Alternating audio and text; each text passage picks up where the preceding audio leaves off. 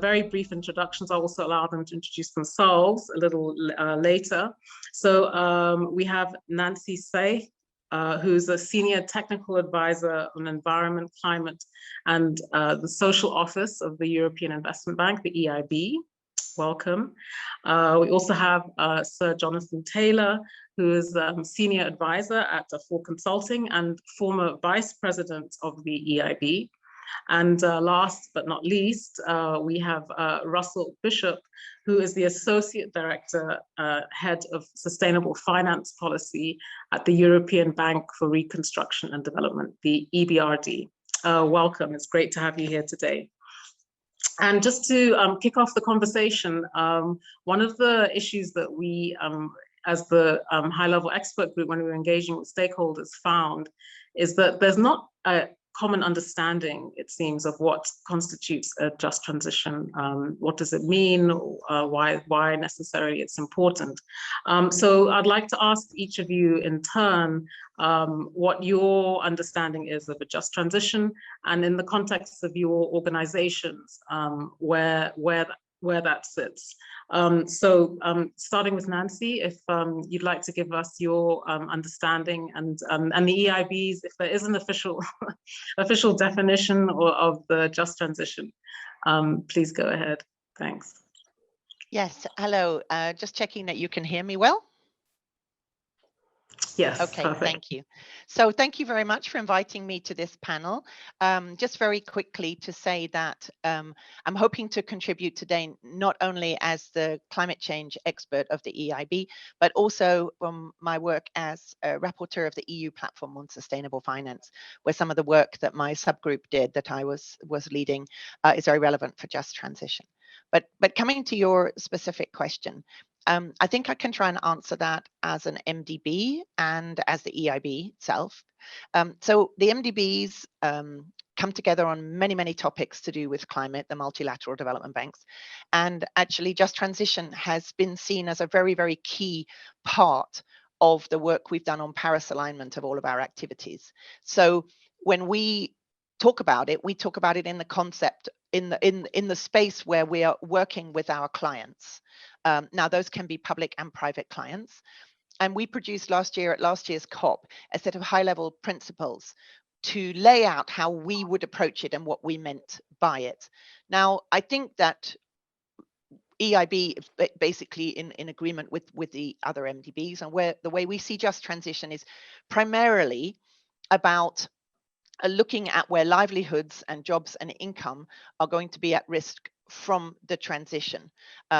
Now, that doesn't mean only fossil fuels, which is what people tend to think of. You can also think about certain types of manufacturing. You can think about transport. And there's a much wider aspect. You touched on that, on the nature issue as well.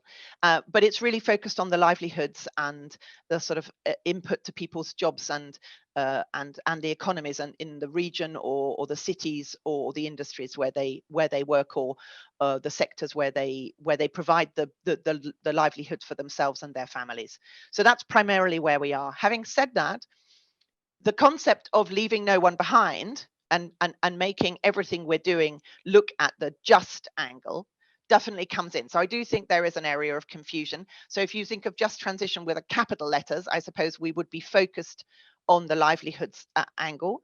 But when you think about the more socially equitable, social inclusion aspect of how we address climate and environmental problems, then I think there's a very important angle there. And in the work that EIB has done, we've included that wider concept in our Climate Bank roadmap of how we're making ourselves fully Paris aligned in all of our activities. But we do have a specific action plan on just transition inside the EU and just transition outside. And that is primarily focused on jobs in the industries which have to close down or transform, and where jobs and livelihoods would be at risk.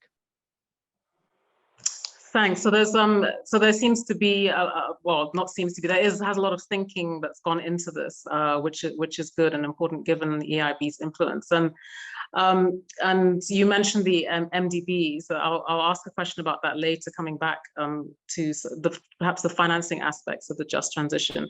But moving on to you, Russell, from the EBRD perspective, views of the definitions of the just transition and your approach as an organization to that in broad terms.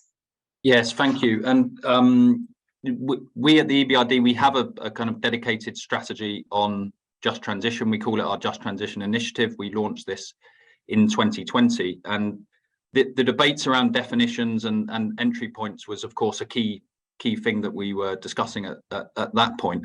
Our entry point is really the Paris Agreement. You mentioned this in the introduction, the actual reference to just transition in the Paris Agreement. We as a bank have committed to aligning all of our activity goals from the 1st of January 2023, and therefore our real anchor point is the Paris Agreement itself. Now, EBRD, we have transition in our DNA because this is one of our guiding principles of our work. And when we think about transition, we think about different elements and qualities of a transition, and we have 6 of them. They're green, inclusion, competitive, integrated, well-governed, and resilient. So we have a kind of broader definition of transition. And the just transition we see as fusing 2 of these principally, and that's the green and the inclusion element of this. And this touches on various things we do in our institution. I'll come on to that later on when we talk about financing and some of the activities. But how do we define this, and why is it important? We have really focused on the relevance of this for our countries of operation, and very much focus on geographic high carbon areas. And we realize that you can take a broader definition of that. Nancy just mentioned that and you can look at other aspects, but to keep this focused and make sure that the EBRD's business model is relevant, we constrain this to high carbon regions in our countries of operation and supporting them through the transition. Now, this relates primarily to coal, but as Nancy mentioned, it also touches on other kind of high carbon activities as well. It could be manufacturing and others. Now, why is this important? Why do we do this? Why do we look at this? Because this is part of building the case in the EBRD to do this. We had to say, okay, well, why is this a relevant concept that we should be taking into account? Firstly, I think it's the right thing to do, and it's the EBRD's strategic priorities are focused on green, inclusion, and digital over the next 5 years. So this as I said, this fuses 2 of them, green and inclusion. It's also really important concept for societal buy-in to the green transition. We realize that you have to be thinking about these issues in terms of getting buy-in, and we focus on 3 areas when we actually come to implement just transition, and that's focusing on, of course, the green element of it. We're focusing on the skills, and we're focusing on regional economic diversification. So we start from the broad concept. We talk about high carbon regions, and within that, then we look at those 3 areas: green, skills, and economic diversification. And ultimately, we want to support our clients through our investment operations in these aspects. And as I said, I can come back to some of that and what it practically means later on. Thanks. So yeah, again, also a very comprehensive understanding and overview of the just transition. And then Jonathan, rather than, well, linked to that, but also I'd like you to, in addition to explaining what your understanding is of the just transition and having formerly been at the EIB, so looking from the outside in, as it were, there's also skeptics could say, look, we're already in a pretty unjust, unequal world, and we're just adding another layer to that potentially of this just transition. And how is it possible for that to be achieved given that we're starting from a place of injustice, as it were. And on the other hand, you get the optimists who say, look, well, the just transition is an excellent opportunity to not only just address emissions reductions and, say, adaptation, for example, related to climate change, but also to address the very inequalities that already exist in our societies across the world. So what are your views of that in terms of, you know, where we're starting from? Are you more of an optimist or more of a cynic? And how does that fit in with your understanding of what a just transition means? Well, I tend to be an optimist, but first of all, thank you very much for inviting me onto this and for giving me the opportunity to say a couple of words. I mean, I agree very much with what colleagues were saying. I was looking at the high-level expert group report, actually, to try to help me work out in my own mind what was actually meant by a just transition. And it's interestingly coy, actually, on the subject. There are various references, but quite often the term is in effect taken for granted without being explained. The best bit in the report, I think, to this point is where we're talking about the transition plans, and it says transition plans should explain how the non-state actor is contributing to a just transition, and then says very precisely the delivery of, as if it's explaining this, the delivery of a net zero and climate resilient economy in a way that delivers fairness and tackles inequality or injustice. And it then also refers in that section to considering broader social consequences such as race, gender, and intergenerational equity. It doesn't actually refer to the biodiversity and deforestation point, at least in that section. So, but I agree that that's there. So one has to take these things together, I think.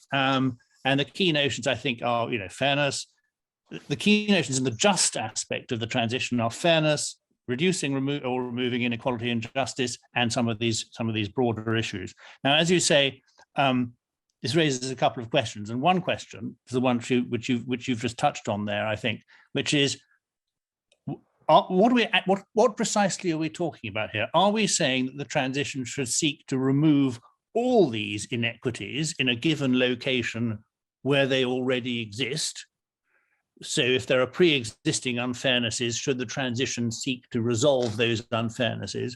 Or is it a more limited question that we're saying that in implementing the transition, we should ensure that as a minimum, it neither increases existing inequalities nor introduces new ones? And in practice, I think, I'm not sure whether this makes me an optimist or a pessimist, but in practice, I think we're sort of, the actual answers in real instances fall somewhere between these two things. Certainly, we should be absolutely ensuring as a sort of necessary condition that the transition neither increases existing inequalities nor introduces new ones, but we should perhaps aspire where we can to using the transition also to make good progress on reducing other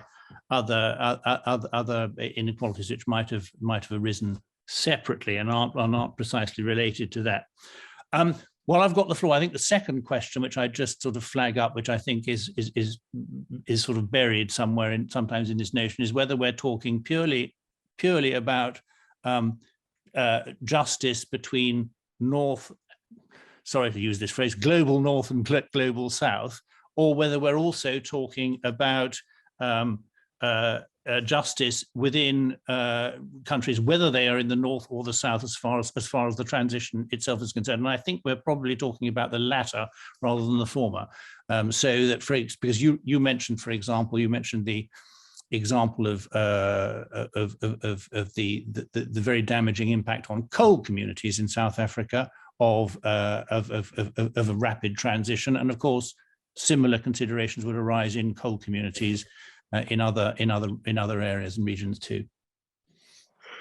Thanks, Jonathan. Yeah, that's an interesting perspective. I suppose essentially also saying that perhaps the division into cynics and optimists is not necessarily that helpful, but establishing an important flaw for, you know, that there should be no reduction or no worsening in the condition or communities and individuals who are directly affected. And I think the so-called North-South, I smiled when you mentioned North-South, because we had in preparing for this, we had a discussion about the use of the words North and South, which I don't favor, largely because it makes it really difficult to explain to my daughter when you do in geography what North and South mean. But aside from that, I seem to remember that that Russell had mentioned that there, as part of no, sorry, it was Nancy, going to Nancy, you'd mentioned as part of the IB strategy that there's an inside EU focused strategy, which you could argue is then largely northern, call them developed countries in the context of the UNFCCC, the vast majority, and then the EIB has a separate strategy for outside the EU. So Nancy, maybe it would be useful to understand a little bit what the differences in the approach to those different aspects of the strategy or policy related to the just transition, and also bringing in the financing aspect. I'll also ask the same question of Russell in terms of who finances this? I mean, one of the reasons I brought up the issue of the fact that a lot of corporate strategies don't incorporate broader net zero pledges is that then the financing aspect is often then forgotten, and yet you can't have a credible plan that is not backed by financing. So how does the EIB see that? Who finances the just transition, and how? And is there a difference between so-called developed versus developing countries in terms of the approach? Yes, well, thank you. It's a very good question. Actually, I really don't think that there is a fundamental difference between the situation in a developed or developing country. You have industries that may and will need to close down and transform, and people's jobs are at risk. I think the difference is probably in the way that that can be handled. What are the options for that country and for the companies working in those countries, depending on the income level of the country. But the fundamental issue about, for example, people who are in regions and cities that are highly dependent on coal, and to be perfectly honest, all fossil fuels, so we want to talk a lot about coal, but we shouldn't really be under any illusion. The time span for the other fossil fuels is coming soon. So when we think about just transition, we need to think about how do these people have livelihoods in a low carbon world, not just a non-coal world. So I actually don't think it makes, the underlying idea and concept is the same, I think.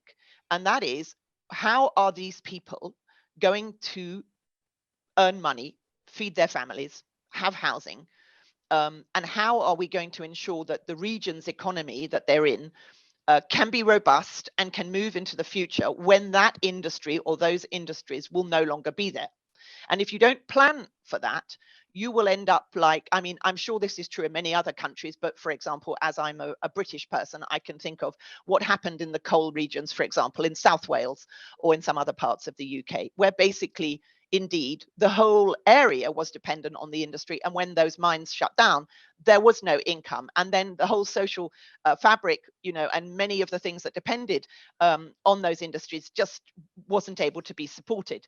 And what we want is to try and avoid that by taking steps. Now, what steps need to be taken, and therefore what needs to be financed, obviously depends on where you are. But one of the things is obviously to think about reskilling people, providing education for different types of skills so that they can have other jobs. And again, this depends very much whether we're talking about people in a city or whether we're talking about people in rural areas. Their options are different and the responses are different, but that's basically one of the fundamental things.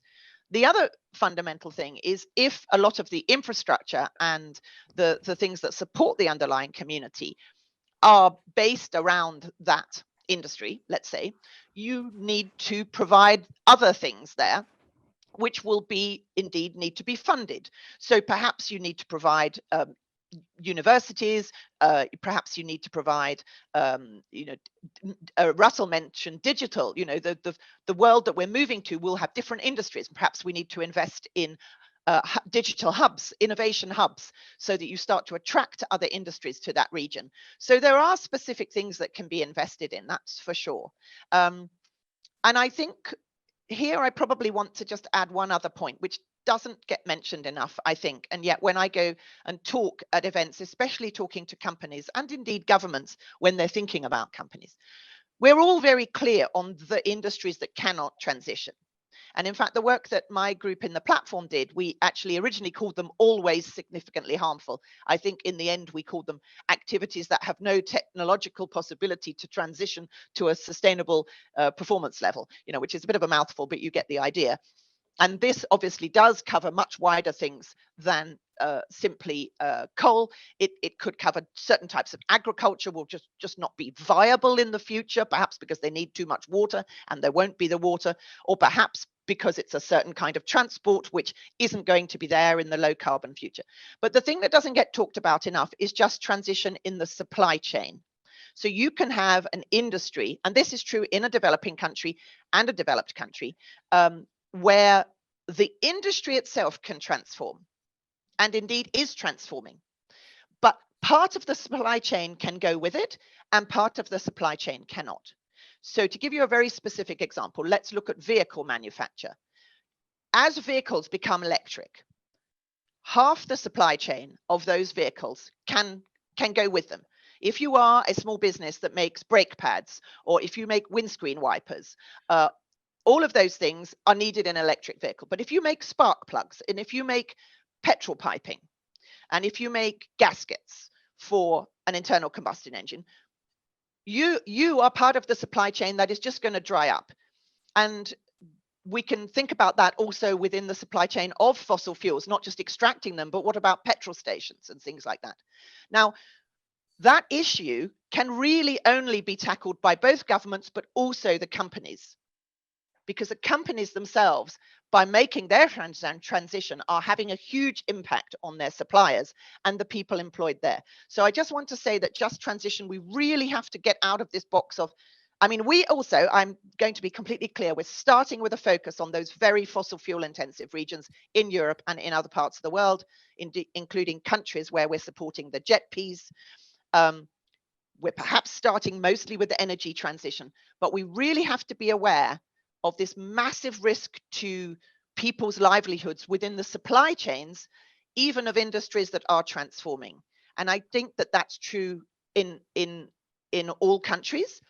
And in fact, in developing countries, they might be even more vulnerable to this supply chain issue. So we really have to look at where the jobs are at risk. And so when we come to financing, there are some specific things that can be done in regions that are very coal or fossil fuel intensive, but we also have to look at the economy more widely and say, what part of the SMEs in this country are going to be at risk? And then we have to think proactively, how do we support a change there, which may need to be done through local banks and working with governments, but ultimately it's also about the companies and their supply chains. I'm sorry I was a bit long, but several things I wanted to get across. No, that's fantastic. I think this is a conversation that could be had over many hours, if not days. Those are really useful contributions, particularly about the importance in the supply chain. And you mentioned SMEs. So even in the vehicle sector, a lot of SMEs across the world, scattered across the globe, actually involved in that. So that's really important that they're already often excluded or find challenges in terms of financing and things. So they shouldn't be further excluded. Very important. You also mentioned the importance of governments and companies working together. So Russell, I'd like your views on how that can be supported by a multilateral development bank, both in terms of actually hearing the different voices and the solutions and the challenges, etc., but also from a financing perspective, especially given that recently, it's been over several years, but particularly more recently with the publication of the Bridgetown Agenda by the Prime Minister of Barbados, saying that MDBs in particular need to play, are not playing or stepping up to the plate enough to address climate change. And it's not just in relation to net zero, it's more broad. But what are your views on that? Are there real challenges within MDBs and being able to deliver this, and how, very importantly, do governments and companies, what role can MDBs play in bringing governments and companies together to address some of these really challenging and quite complex issues that have been raised today in relation to the just transition? Well, thank you. So, well, there's plenty of food for thought in that question, and Nancy, also some of your remarks have also stimulated a few things that I wanted to say. So, let me just see if I can tackle, modestly some of these elements. Look, you asked about, is just transition different depending on the country? I think the concept probably more broadly is relevant for all countries, but the nature of what you're doing and what you're thinking about is of course different. So we in the EBRD are focused on countries, regions, and people within them. I think we've spoken a lot today about high carbon regions of existing employment. But of course, in developing countries where that employment may not be present, it's a totally different concept. But I think underlying it is, well, where are the jobs and economic activities of the future? How does that fit into the green transition? Where are the opportunities? So I think that the nature of this is a bit different depending on the context. Nancy mentioned the supply chain, which I think is really important. We have been supporting a couple of countries looking at just transition quite concretely and helping develop action plans at the national level on just transition. And what becomes really clear, and so that's in North Macedonia, one of our countries of operation, and in Serbia. And what's clear is that you have different estimates of the direct job impact of this transition in different industries and the indirect impact of this. And the indirect is where we're picking up the supply chain impact. And estimates vary, but it's almost one-to-one. So we tend to think of the direct job impacts, but the indirect impacts are very important as well. So coming on to, well, the kind of interrelationship between government and the private sector, which was part of this question, and who finances it, because you mentioned this in the question to Nancy. We're in the EBRD, we're very much focused on the private sector and the private sector's role in this. This is where we're most focused through our actual investment operations. When you look historically at these types of transitions and where the support comes, there tends to be a heavy state involvement and a heavy amount and a lot of financing from the public sector. So we meant now, okay, that there was a big public sector program there and public sector investment linked to this, and you see this in different countries across the world. So the public sector's role in this is really important.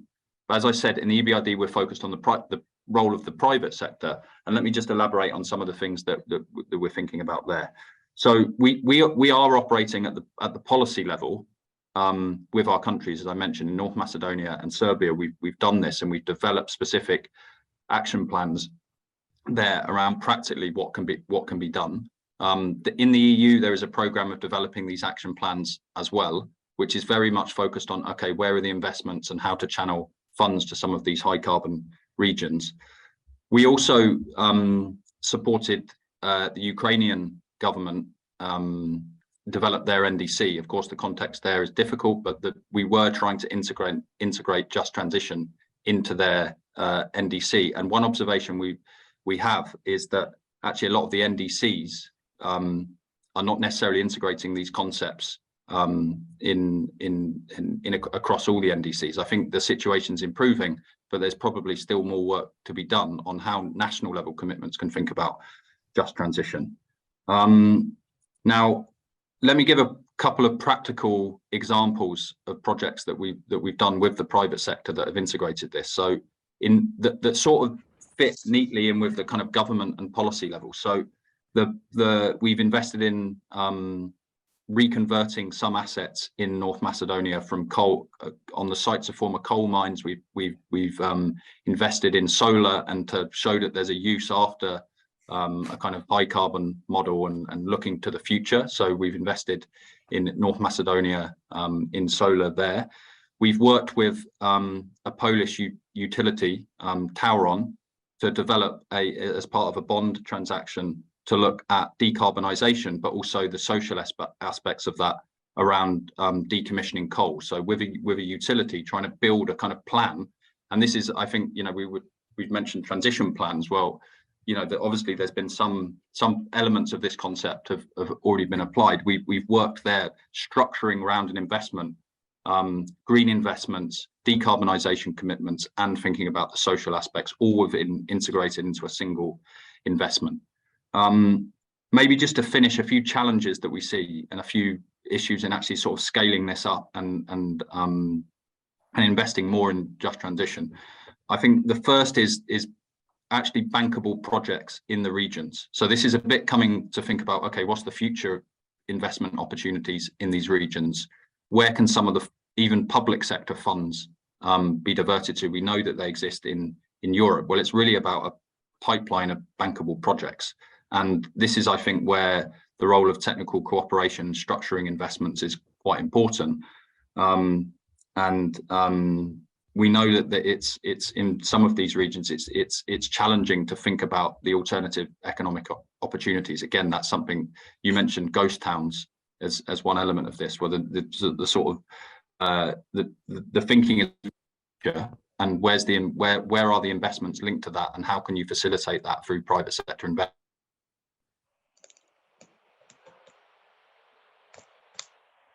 You've frozen. Yes, it's not just from my side. Hello? Yeah, no. Russ, are you back now? You froze for a minute. I think I'm back. Yeah. We in the EBRD we've just moved into a new headquarters, but so you may have experienced some of that. Okay, you're back online. You were just speaking about some of the challenges of bankable projects and developing those and providing the sort of technological cooperation to make those happen. Yeah, and I think maybe the bit you missed was I was just saying, thinking about in some of these high carbon regions, the kind of the future economic opportunities and where they exist. That's challenging from an investment standpoint today to think about what they might be tomorrow. It's not like with it's not necessarily straightforward to unpick that. So that's really a challenge. What can you be doing today to unlock sustainable future economic opportunities? So so hopefully that's some food for thought on those topics. Yes, lots of food for thought, and particularly when you mentioned that a lot of NDCs don't specifically address this. The just transition is not fully integrated into NDCs, and in part, this is my last question before there's some questions in the chat which will need to be answered before we end the session. Jonathan, I'd like to get your views. One of the things that we were asked to do as the high-level expert group was to understand how the commitments of net zero entities can be integrated into the global stocktake, which is it happens at a national, or call it I can't think of the word, a sovereign level, sovereign state stating where they've got to with addressing climate issues. And I think one of the things is that with NDCs, it's not a natural fit for many governments to engage extensively with the private sector to develop such plans and programs. So I'd like to know your views on how that can be done. Do you have any examples of where maybe on a country level or perhaps within a particular sector that has been done quite effectively, where the private sector and the state sector have come together to address some of these just transition issues? And perhaps one example is around, or one of the challenges actually is related to trade, because of the maritime and aviation sectors, which are dominated by private companies, but because their emissions take place in, call it, international waters, international airspace, they can't be assigned to a particular country. And we know that we can reduce emissions in those sectors, but it'll be extremely costly. There's a high upfront cost to do so. Again, that affects trade. So how can governments in particular bring in the private sector to help them figure out some of these issues and create some of the bankable projects, for example, that Russell said are missing? Yeah, I mean, it's an extremely good question. I mean, I'm not sure I have a simple answer to it either, or indeed any answer. But I mean, if you take maritime, for example, maritime is an area where, you know, it is contributing considerably to emissions. It also contributes considerably to all sorts of other environmental issues around degradation of the oceans and so on, all of which need to be addressed. Now, on the one hand, there is a big groundswell of support amongst a lot of the industry, a lot of the shipping industry, to do something about this, and to make commitments about this. And there are considerable sort of efforts within things like the International Chamber of Shipping and the Global Maritime Forum and otherwise to make good progress on doing this. And I think that the challenge which they have is that in order to set rules at a global level, you need to get agreement intergovernmentally, in effect, and you need to get agreement within fora like the IMO. The IMO has I'm not having a go at the IMO, by the way, I'm just using it as an example. I mean, the IMO has what strikes me as a relatively modest target of cutting emissions from the shipping sector by 50% in 2050 compared to what they were in 2008. There's, as I say, there's a big groundswell of effort on the part of the industry to try to make this a bit more ambitious. And there was a push for an initiative to establish an international maritime R&D fund to oversee this decarbonisation, which would have carried a considerable amount of financial support too. But that was discussed at the IMO. That got a certain amount of traction last year. It certainly attracted a lot of attention. It was discussed at the IMO this year, and it was there was not sufficient political will to make progress with it. Now, again, I'm not in the business of finger pointing, but as you might imagine, there are some countries which have large shipping fleets, which are more enthusiastic about moving rapidly in this direction than other countries. And of course, you then come up against the issue that all these things, if you're going to get a global agreement, you need to proceed by consensus. Now, it doesn't mean you can't make piecemeal progress on a country by country or group of countries basis, but it's much harder to move unanimously in these positions. I think this is an example of a wider issue.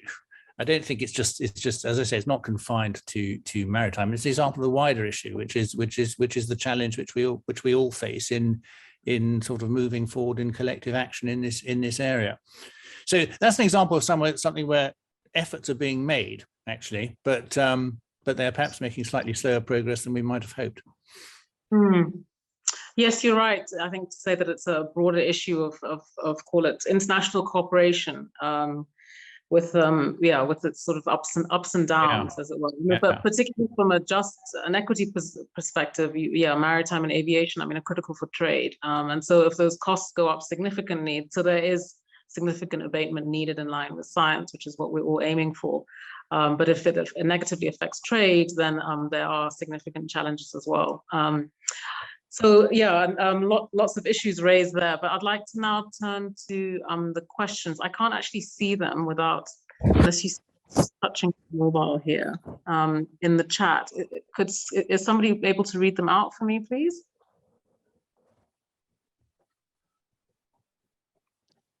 I can't see any questions. Sorry, maybe I'm looking at the wrong thing. Maybe it was sent to me. I think there's one. I can see one question requesting information on data in a report. So and I think it's been answered by the looks of it. Oh, I Right. see. Okay, I thought that there were several questions. Okay. Well, if all right. there aren't, maybe we can just, you know, have one last input, thinking about some of the things that some of us have said, while the audience thinks whether they want to add another question. Is that possible? Yes, yes, no, of course. And you have the mic, as it were, so Okay. you can go ahead, and particularly also about the fit for purpose of MDBs in general. It doesn't have necessarily be related to the EIB, but just in general, given the criticisms that have been leveled in the public space around that. Yes, I don't think all of it is criticism, to be perfectly honest. If you look at the Bridgetown agenda and the high-level expert group that was at the COP on, you know, how we really accelerate climate and Paris-aligned finance in low and middle-income countries, which was presented, you know, it was co-authored by Nick Stern and Vera Songway. It's calling on the MDBs to do more climate finance, right? And to rethink what they do.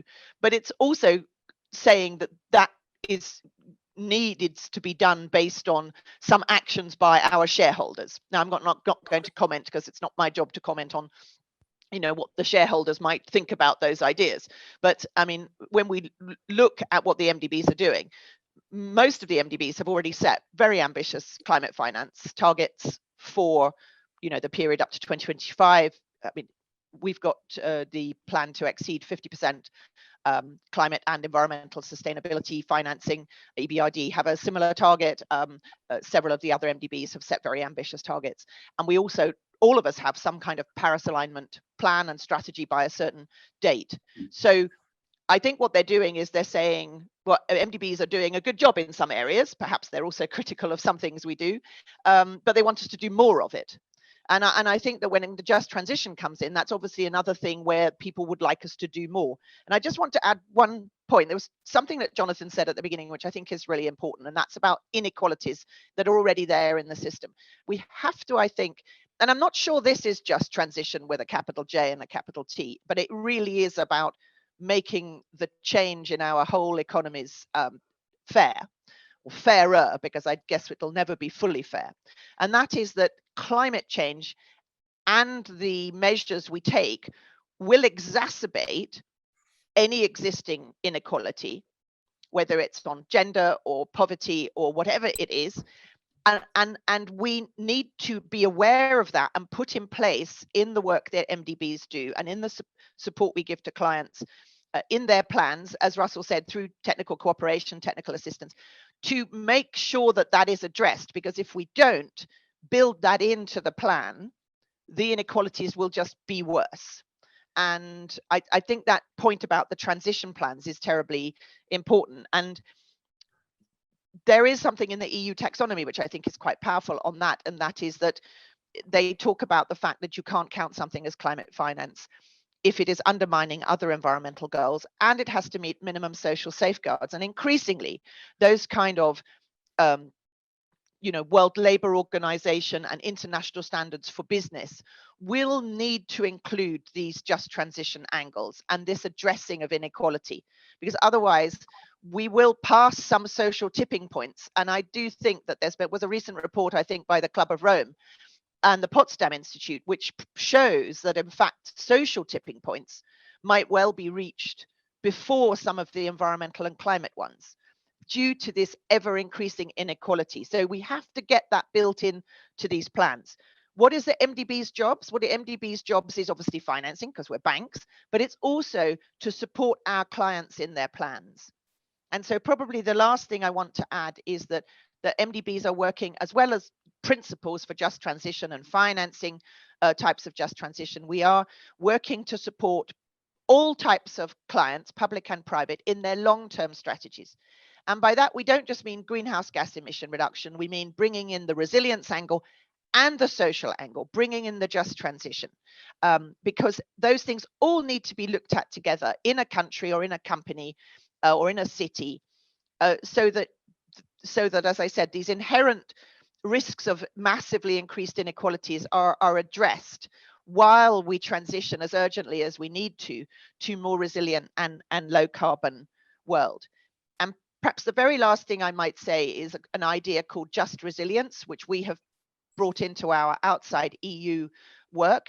And that is to start to think with governments, with companies, about, I'm not here talking about adaptation and the fact that activities might be vulnerable to climate change impacts, which I think all adaptation experts have been working on and still work on, and we need to do more, but about the fact that some industries and activities may not be viable in the future because of climate change impacts, because of water shortages or whatever. And just like the closing down of coal mines and the need for people to have different employment, we might need to think, well, what would be the employment in the future? As Russell said, that's quite hard to think, okay, what will this region be doing in the future? But some of the activities may not be viable, not because of low carbon transition, but because of, you know, physical impacts of climate change. So that's another thing for us to think about, to add to the list. Lots to do. And I think the MDBs stand ready, but of course we can always be asked to do more, but we do stand ready and we do try to listen. Thank you, Nancy. Yeah, those are really important points. The social tipping points, and as you say, this concept of the just resilience, which I hadn't come across before. So in closing, just for both Russell and Jonathan, do you have some closing remarks perhaps in response to some of what Nancy said? Starting with Russell. Yeah, maybe very briefly, because I know we're running out of time. And I think Nancy, I mean, she raises a lot of the key messages that I wanted to also raise, which is the MDBs are delivering. They know, you know, we know as a group more needs to be done, and we're well positioned to scale up, and that's what we're trying to do. I just very briefly a few things on just transition, and you know, just some final thoughts on things that I think are important. I think we need some practical example, you know, to keep building on the practical examples of how you actually do this in practice within the private sector. So within these transition plans, what you can practically do to bring this into the day-to-day business of different institutions. For example, you know, things that we think look interesting from the EBRD perspective is sustainability linked loans and building in elements of the just transition in the way that they're structured. Looking at credit lines through financial institutions to target the regions that we're talking about, the high carbon regions, and to generate new investment opportunities in those regions, particularly focused on SMEs. That's interesting, but this is clearly something where we're going to need to keep returning to it and reflecting, you know, how is it going? And that's why I think, you know, to use a cliche, to not let perfect be the enemy of the good, and reflect on what works and what doesn't work, and just get going with it. So with that, I will stop. Thanks. Yeah, that very important point, last point in particular, about not allowing, perfect to be the enemy of the good. So Jonathan, final remarks in a minute. Very final. I mean, I agree very much with what everybody's just said. I mean, the very final remark I'd make just is a particular point in relation to the MDBs, because it does arise in the report, and I think that it perhaps people overlook the importance of this. There's a suggestion in the report that MDBs, amongst the many things that MDBs could sort of make further progress on in their view, is that the MDBs should take on more risk. They should be more risky, and perhaps you could say therefore bolder in what they're doing. I have no difficulty with this at all as a proposition, but I think it's very important that people realize what a major shift this would be in the sort of public debate around what public institutions, the level of risk that public institutions should be taking on. The appetite globally for public institutions losing money on particular projects is incredibly small. It's really quite difficult for public institutions to say, to raise their risk appetite and say, we're moving to perhaps a more adventurous way of doing things, where it's all right if one or two projects fail because there'll be some tremendous successes to offset that. The public debate around this needs to develop to understand that this is actually quite a significant, would be quite a significant shift. The way in which, if any institution ever loses money on anything, everybody jumps onto it. is very unbalanced compared to how it might be. So I'll just flag up that point. Thanks. Yeah, and that's a good place to end, because at the end of the day, whilst we're talking about non-state entities, it doesn't detract from the fact that ultimately there needs to be political will to address some of these issues. Of course, the MDBs play a really important role in influencing that through policy change and through financing itself as well. So I'll bring this to a close. Sorry, we've gone slightly over time. Your break will be 5 minutes less than expected. But just to say thank you so much to the panelists, to Nancy, Jonathan, and Russell for your insightful comments today. And thank you to the audience for listening in. And I hope you learnt from this, and that you actually make time to read the Integrity Matters report as well, and engage on the issues in whichever sphere of work you're in going forward. Thanks so much. Thank you very much indeed to you, Malango, for an excellent moderation of a fascinating panel on maybe one of the most important issues. So no pressure on you at all. You handled that exceptionally. And also, of course, a big thank you to Nancy, to Russell, and Sir Jonathan for their discussion.